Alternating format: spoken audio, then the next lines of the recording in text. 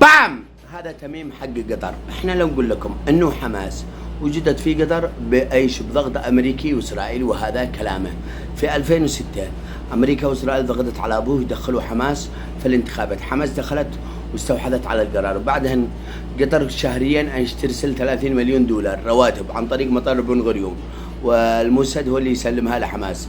وجدت حماس لكي تكون ذريعه بس وانهاء قضيه فلسطين والقضاء على المقاومه الحقيقيه ونشر الالحاد وكل شيء. هذا قطر وهذا الكلام وهذا تميم حق قطر.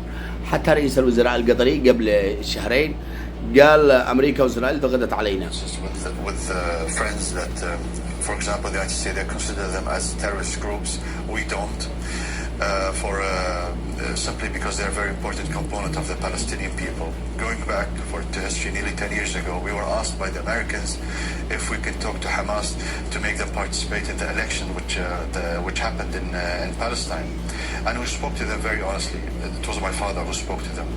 That we were asked from our American friends that you participate in the next election. And so their answer was, we will, but do you think will the international community accept us? So my father said yes, because I was asked by the Americans for you to join. So it happened. So the thing is, what is the difference between Hamas 10 years ago and Hamas now? I believe the difference is that Hamas are more realistic now. They believe in peace and they want peace. But it's for the other party to believe in peace as well and to be more realistic. وين الأخوان؟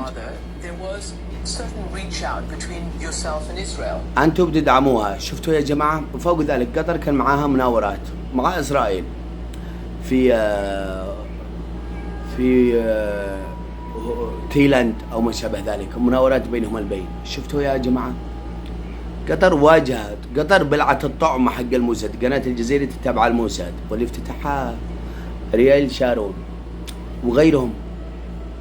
معهم السفارة القطرية الإسرائيلية في قطر باسم جمعية الصداقة، نفس السفارة اللي في سردنة عمان. والكلام مش مني، الكلام من رئيس الوزراء السابق حمد مدري وش اسمه، رئيس الوزراء السابق جاسم.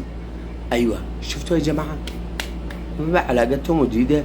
السفير القطري في ألمانيا قال في مقابلة قبل شهر يربطه علاقة قوية مع رئيس الموساد ومنذ الصغر. شفتوا عندما كانوا يدرسوا مع بعض. هذا هو الأخوانج يكملوا المشروع الإسرائيلي، الشيعة يكملوا المشروع الإسرائيلي ويطعنون في الدول العربية ويخلخلوا الأمن والأمان. وهذا هو اتضحت الفكرة. شفتوا ضيعونا في اليمن، كادوا بيضيعونا في مصر لولا عزيز مصر. المهم قربت تستعيد العراق وراح تدفع الثمن.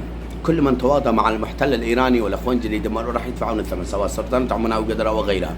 شفتوا يا جماعة؟ حماس ذريعة لإنهاء قضية فلسطين. حماس أخذت قطاع غزة ومساحتها 960 كيلو وباقي 260 كيلو. حماس شردتهم، أدلجتهم، قتلتهم، سفكتهم. حماس ألعن من إسرائيل ما أخذها حماس ذريعة. هذا كل ما في الأمر الأخوانج والروافض. انفضحت الفكرة.